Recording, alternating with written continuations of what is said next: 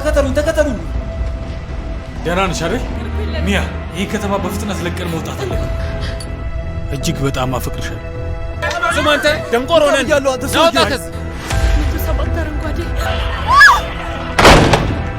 በቃ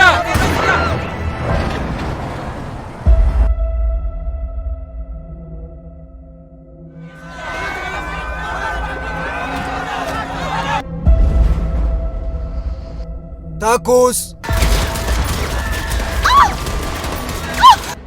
መጥቼ ላድንሽ አልችልም።